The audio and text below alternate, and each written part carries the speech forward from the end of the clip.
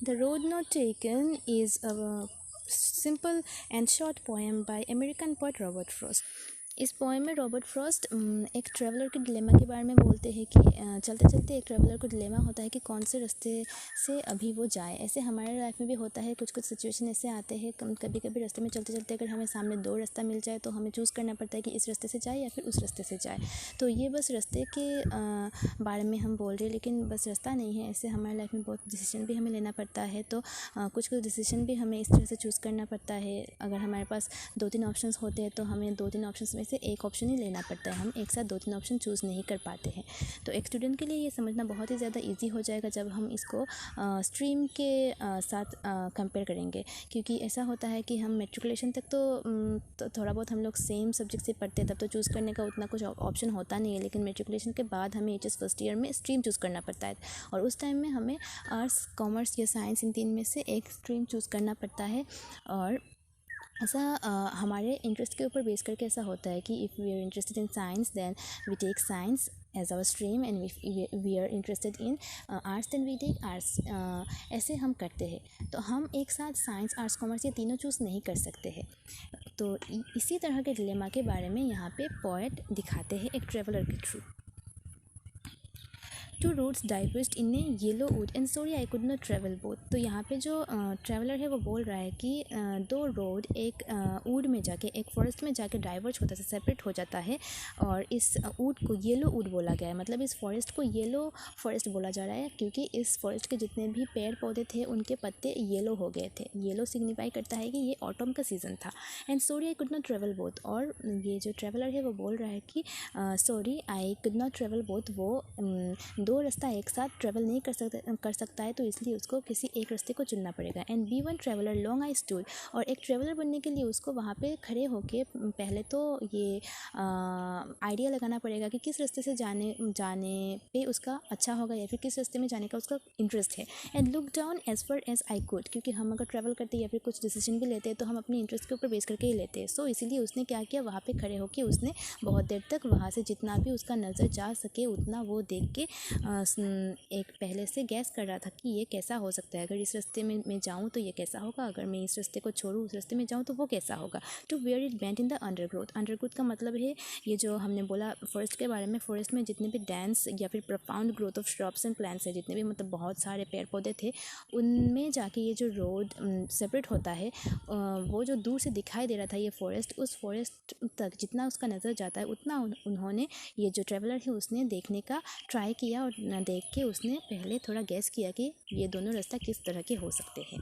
Then took the other as just as fair, और उसके बाद उन्होंने क्या किया, उन्होंने एक रास्ता चूज़ किया, तो उन्होंने पहला रास्ता छोड़ दिया और दूसरा रास्ता उन्होंने चूज़ किया। And having perhaps the better claim, उनको लगा कि ये जो दूसरा रास्ता है ये शायद ही उनके लिए बेटर ऑप्शन है। Because it was grassy and wanted fair, क्योंकि ये बहुत ही ग्राजी था और ये मतलब कुछ ट्रैवलर को ये चाह रहा था, ऐसा लग रहा था कि ये जो रास्ता है उसमें बहुत कम ही ट्रैवलर गए हैं, तो ये रास्ता भी चाहता है कि इस रास्ते से कुछ ट्रैवलर गुजरे।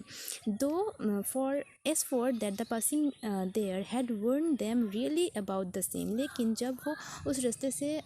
खुद ट्रैवल करते हैं तो उनको ये समझ में आता है कि नहीं, ऐसा नहीं है, वो रास्ता भी उतना ही मतलब लोगों ने ट्रैवल किया है जितना कि ये पहला वाला रास्ता था। तो ऐसा हमारे साथ भी होता है, जब हम लोग किसी सिचुएशन में खुद जाके घुसते हैं, जब उस सिचुएशन में हम होते हैं तभी जाके हमें समझ में आता है कि वो सिचुएशन में कितना ऑब्स्टिकल्स है या फिर कितना क्या है। जैसे कि अभी हम ये जो स्ट्रीम के बारे में हम लोग बोल रहे थे, अगर हमें ऐसा लगता है कि नहीं साइंस में ज़्यादा कंपटीटर्स नहीं होंगे, कम होंगे, तो हमें साइंस ले लेना चाहिए, ऐसा अगर हम पहले सोचते भी हैं ना, तो अगर हम ले लेते हैं, लेने के बाद हमें ये समझ में आता है कि कंप्यूटर्स हर जगह पे ही है। और हम अगर इस तरह से सोचने लग जाए कि नहीं हमारे दोस्त ने तो कॉमर्स लिया है तो हमें भी कॉमर्स लेना चाहिए, या फिर नहीं आर्ट्स लेने से शायद ज़्यादा पढ़ाई नहीं करना पड़ता है, ऐसा तो सुना जाता है कि नहीं आर्ट्स तो मतलब कोई भी ले सकता है। तो इस तरह से अगर हम इन बिलीव्स के ऊपर बेस करके हम हमारे डिसीजन ले लें तो ऐसा नहीं होता है, क्योंकि हमें उस ग्राउंड में जाने के बाद ही पता चलता है कि उसमें क्या है, कितने ऑब्स्टिकल्स है, कितने बेनिफिट्स है, ये हमें तभी जाकर पता चलता है। हम पहले बस गैस ही कर सकते हैं, हमें कोई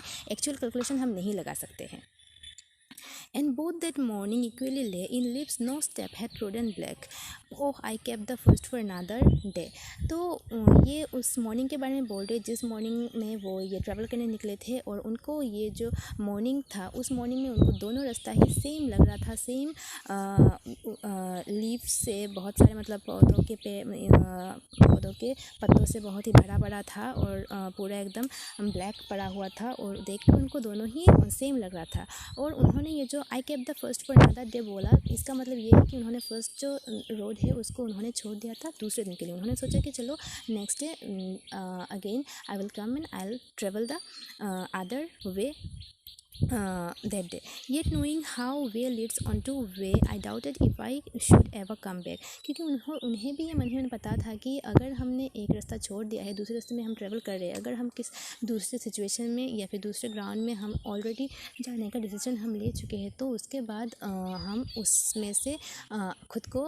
फिर से वो पहले पॉइंट में नहीं ला सकते हैं। ऐसा होता है कि जैसे कि अगर हमने ऐसा डिसीजन लिया कि चलो अब के लिए हम आर्ट्स पढ़ लेते हैं और 2 साल बाद हम फिर से साइंस लेके साइंस पढ़ेंगे, तो ऐसा नहीं होता है ना। हमने अगर आर्ट्स लिया तो हमें आर्ट्स के साथ ही आगे बढ़ना पड़ता है, आर्ट्स के साथ ही हमें बीए भी करना पड़ेगा और मास्टर्स भी हमें आर्ट्स के साथ करना पड़ेगा। ऐसा नहीं होगा कि हम पहले तो आर्ट्स 2 साल तक पढ़ेंगे, बाद में हम लोग फिर से फर्स्ट ईयर में आएंगे और आगे फिर से साइंस ले लेंगे। जबकि उन्हें भी मन ही मन ये पता था कि एक बारी जो रास्ता उन्होंने छोड़ दिया है वो रास्ता वो दोबारा आके ट्रैवल नहीं कर सकते, क्योंकि एक डिसीजन हम अगर लेते हैं उसमें हम लोग दोबारा उस पॉइंट में हम दोबारा नहीं आ सकते हैं। अगर हमें ऐसा करना भी होता है तो जो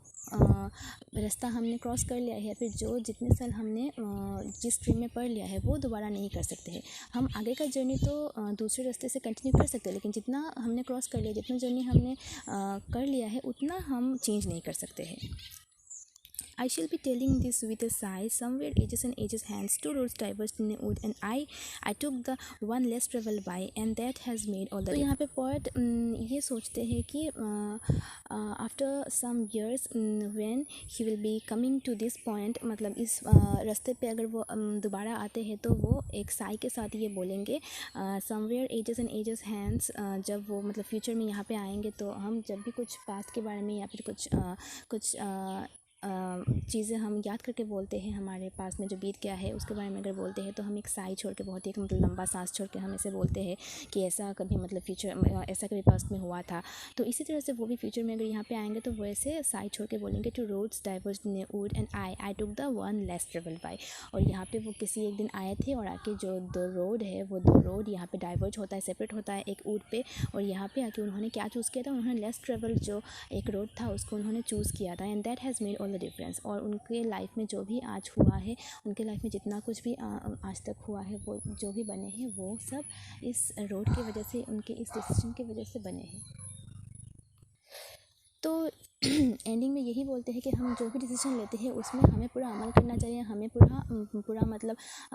डेफिनेट होकर पूरा मतलब श्योर होकर एक डिसीजन लेना चाहिए। अगर हमने डिसीजन लिया है तो बाद में जाके हमें पछताना नहीं चाहिए कि हमने ये डिसीजन क्यों लिया है। हमें जो भी डिसीजन लेना है पूरा श्योर होकर लेना है, और जो भी डिफरेंस हमारे लाइफ में आएंगे उसको हमें एक्सेप्ट करना है, और हमें सोचना है कि ये जो हमारे लाइफ में हुआ है, जो भी हुआ है अच्छा हुआ है, और जो भी हो रहा है अच्छा ही हो रहा है, क्योंकि हमने जो डिसीजन लिया था वो एकदम राइट डिसीजन था, और इस डिसीजन की वजह से ही आज हमारे लाइफ में ये हुआ है। अगर हम कुछ पॉपुलर भी बनते, कुछ अच्छा भी करते, तो भी हमारे इस राइट डिसीजन के लिए होगा। इसलिए हमें कभी भी कुछ फ्लो में बह के कुछ रॉन्ग डिसीजन नहीं लेना चाहिए। ऐसा नहीं करना चाहिए कि हमारे दोस्त ने कुछ स्ट्रीम लिया है तो हमें भी उसी रास्ते में चलना चाहिए, ऐसा नहीं करना चाहिए। हमें हमेशा अपने इंटरेस्ट के ऊपर बेस करके ही हमारा ऑप्शन चूज़ करना चाहिए, और कुछ भी चूज़ करना चाहिए अपने आप पे ही, मतलब